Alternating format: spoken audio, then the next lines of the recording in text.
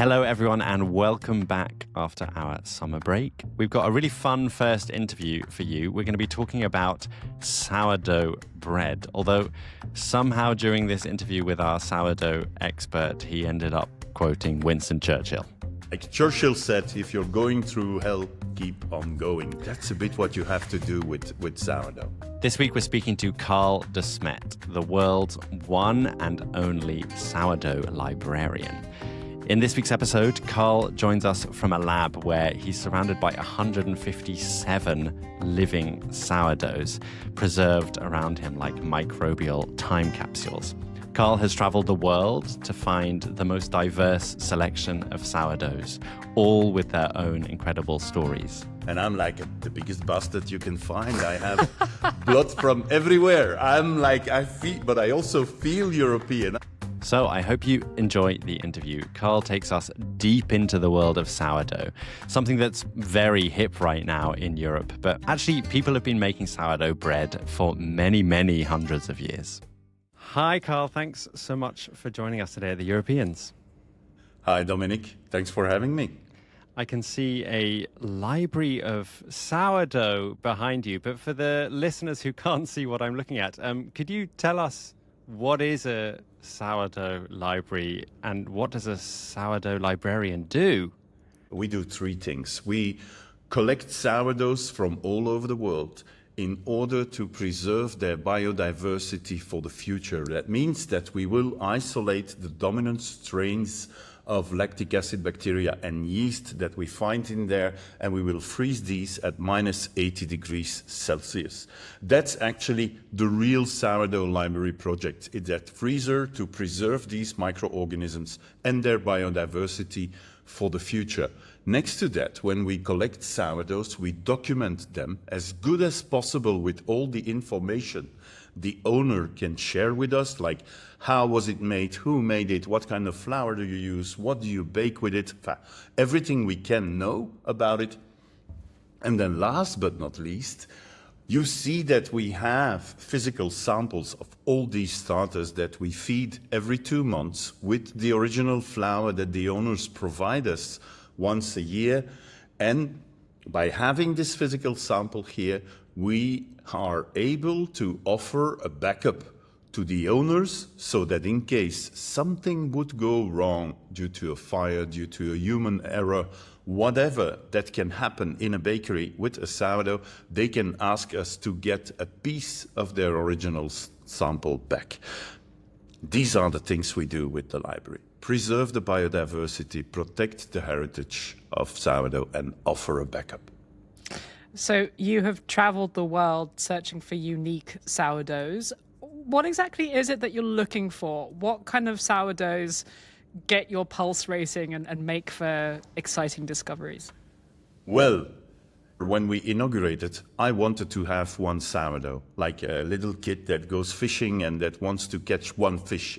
It didn't matter which fish it was, or it didn't matter for me which sourdough. We just needed to find one baker who was believing in it. And so we did. We got Eric Kaiser. He's a French baker. He came to the library for the inauguration and he brought 2 of his sourdoughs. And then, as such, the collection was growing, and we were always looking for more sourdoughs. And we were mainly looking for sourdoughs who were made from a spontaneous fermentation. So that's the most important, because you can find sourdoughs in a country like Germany, for instance. Every bakery has a sourdough or even up to 5 or 6 sourdoughs. But mainly they always use what they call in German Anstellgut. And the Anstellgut is a sourdough starter culture that you buy from a commercial instance, and that is going to inoculate the sourdough with that very specific life of microorganisms. When you have spontaneous fermentations, the sourdoughs are more wild and unpredictable, and so that's what we were looking for. And so we started to increase.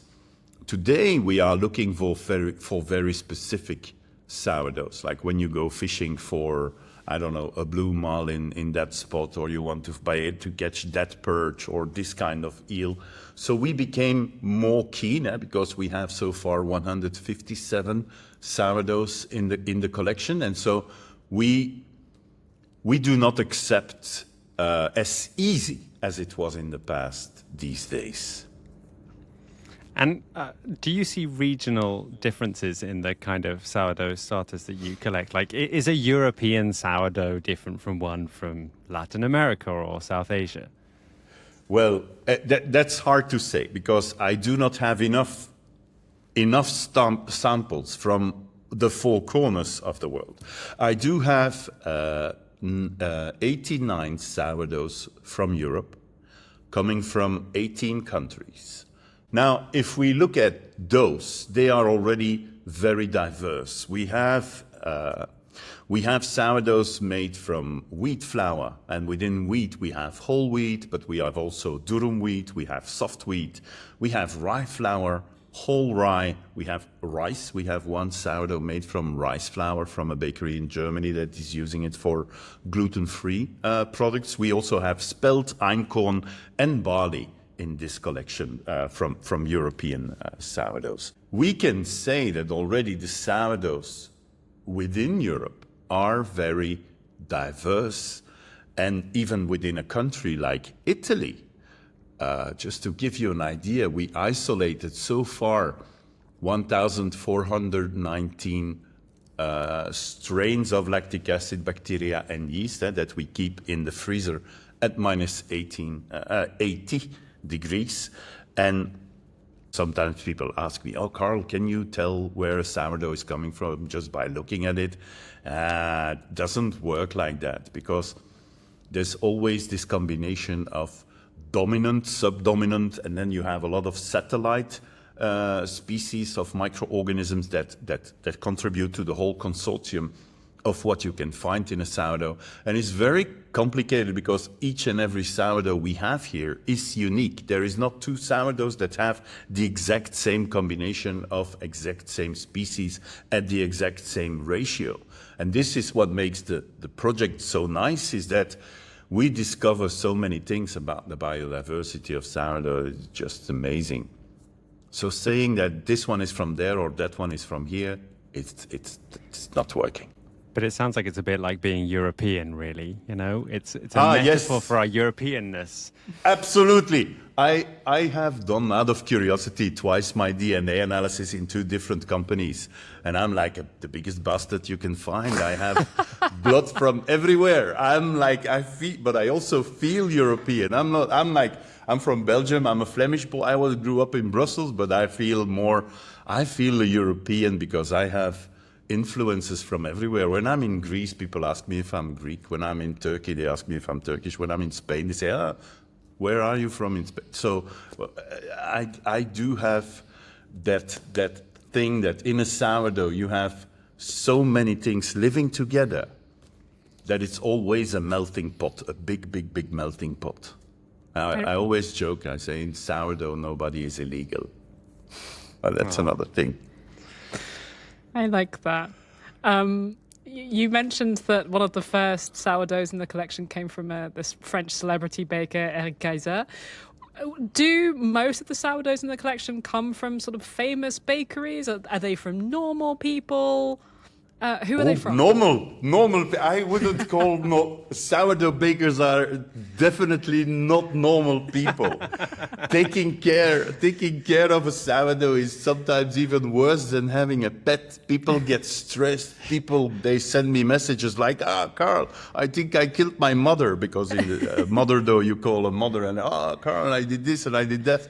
So we have sourdoughs from the biggest bakeries in the world. We have sourdoughs from the most famous artisan bakers. We have sourdoughs from amazing pizzerias. We have sourdoughs from crazy home bakers. We have sourdough from an old lady in Ione Christensen. She was a great-great-great-granddaughter of one of these first gold rush people looking for gold in Yukon, and she was the first female senator of Yukon. So it's very diverse. As the sourdoughs are diverse, the people and the bakeries or places where the sourdough comes from are also very diverse.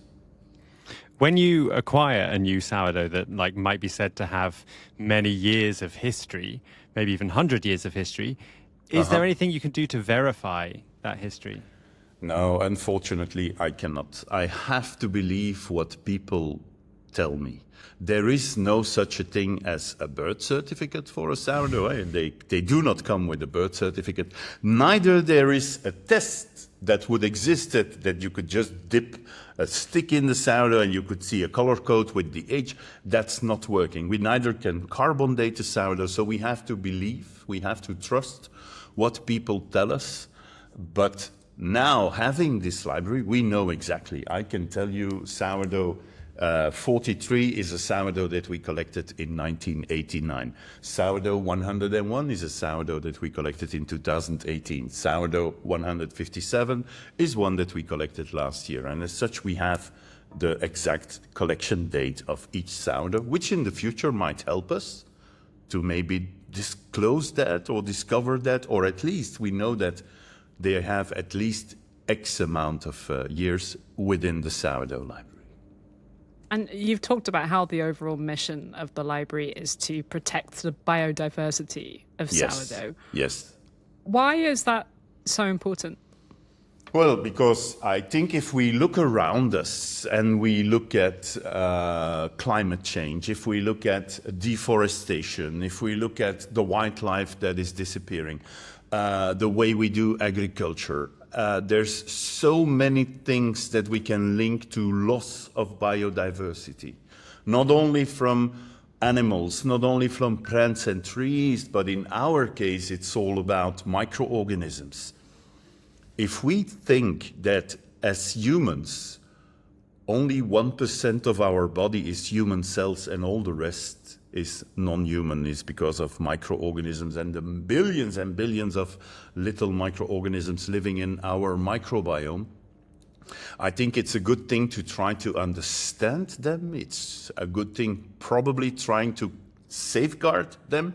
And the project of the library is a bit like the Svalbard seed vault in Spitsbergen, where we keep all these grains and seeds that we can find on the planet. Well, what we do in our very humble corner and very niche baking world, we try to preserve that biodiversity for sourdough because it's the oldest ingredient that probably has been used since humans started fermented baking or baking of breads that have been rising through the yeast and the lactic acid bacteria, and that's pro-Egyptians. We know from the Egyptians that they were the first one to write it down that they were fermenting, but it's probably much older than that.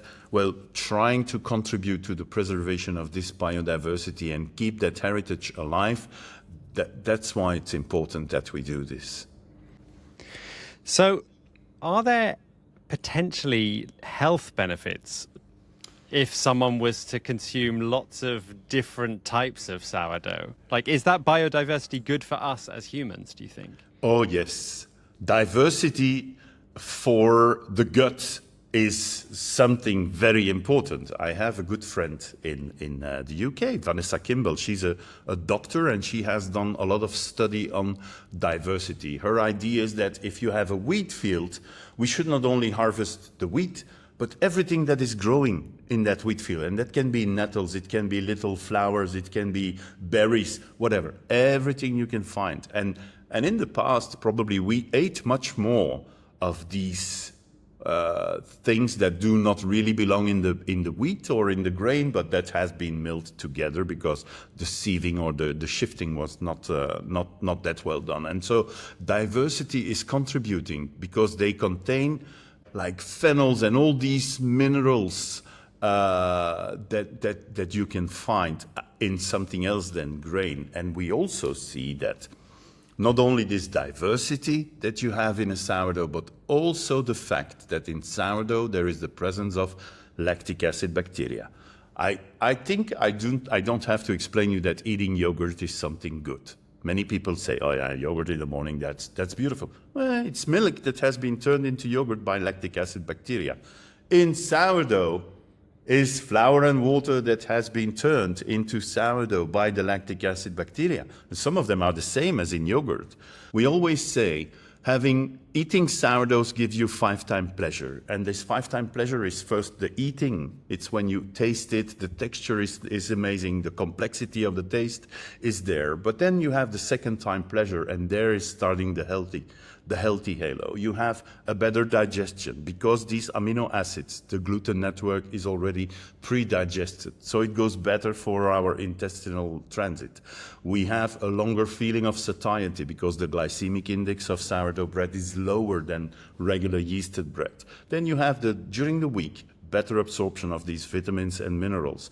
After 1 month, you have a good impact on everything that is living in our gut health, because during the fermentation, there's plenty of these probiotics that are being produced, and then we bake them, of course, so when you eat it, they're not probiotics anymore, but even the residue of it is beneficial for the intestinal flora. And then after 3 months, the holistic health and well-being is gonna be so much better. So sourdough bread is one of the most amazing foods ever been around in human history. I have to say, you made me feel so much better about my toast addiction. Now, every time I have a piece of toast, I feel like I'm doing so many good things for my body. Even though I've like covered it with like spoonfuls of butter. But I'm curious about your own consumption. I read that you actually have an allergy to flour. That must have been quite devastating to discover as someone that is so passionate about bread. Yes, luckily it is only the dust. So when there's a lot of flour dust in the air, and especially with rye is my biggest enemy because it's very volatile and it contains actually high amounts of amylase. And it's to that amylase, that the enzyme that is actually converting the starch into sugar during the fermentation. It's that enzyme that I'm highly allergic to. So I can eat bread and I can make it as long as I pay attention that there is not too much dust in the air. Okay, it made that I had to stop as a professional. At that time when I discovered it, I was a pâtissier, I was making pastries, and I had to stop doing that, but it turned out that I became the sourdough librarian by becoming allergic to flour.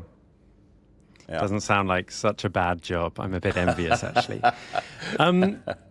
For people who are listening who've never dived into the sourdough world, what would be your number one tip for someone who might be looking to get into sourdough baking? If you want to get into sourdough baking, I think if you Google sourdough, or you can go to my website. I have this website, the Sourdough Institute, or thequestforsourdough.com.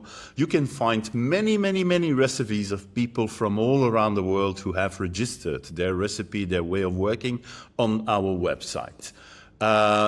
It's simple. It's mixing flour and water. Now, the thing is that when you start doing that, after 3-4 days, the smell of the sourdough is going to be bad. Because that's a natural phenomenon that happens when you make sourdough. At a certain moment, the balance between the yeasts and the lactic acid bacteria is going to be established. And in the beginning is the yeasts, they act much faster and they start to ferment and they feel good and they multiply. And then the lactic acid bacteria, they take off and they start producing organic acids. And if there is one thing that yeast do not like, it is acids. When the environment becomes too sour, they die. So you have a part of the yeasts that will die, and that is giving an off flavor where many people say, oh shit, I did something wrong. My sourdough has gone bad. I need to start over. And they start over, and 4 days later, disappointment, there is that smell again. You just don't worry about that smell. You just continue to feed your sourdough and you will see that after 5, 6, 7 days, you have something that will smell like green apple, yogurty, milky, creamy, whatever.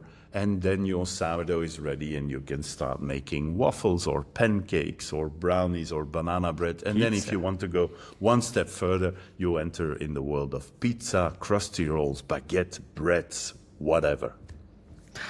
That's my tip number one. Don't get disappointed. You just Like Churchill said, if you're going through hell, keep on going. That's a bit what you have to do with sourdough. I was not expecting Churchill to be quoted in an interview about sourdough, but I love it. That is the perfect place to end this conversation. Thank you so much, Karl. You're welcome. Is there anything else you'd like to add that you didn't get to talk about? Well, maybe if people want to follow my adventures, they can always follow me or on LinkedIn or on Instagram or on the website. If you the website sourdoughinstitute.com, we have all the links to social media, or on my Instagram account, the Sourdough Librarian, or under my name. They can just see what we are doing here. Look up the documentaries, because I made already a lot of documentaries of sourdough in Japan, in Italy, in Greece, in Bulgaria, in Finland, in Spain.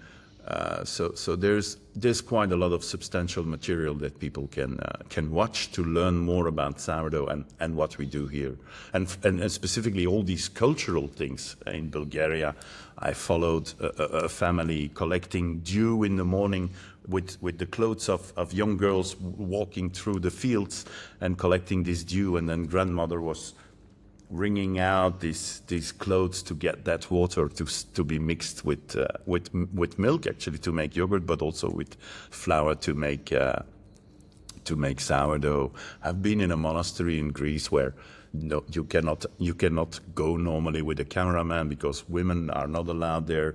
You can only go there as a pilgrim. But I learned Greek to get on that island and ask for permission to the father to give me their sourdoughs to study these. And there's plenty of adventures that people might want willing to look. Yeah. Amazing. We'll be sure to add the links to all of those.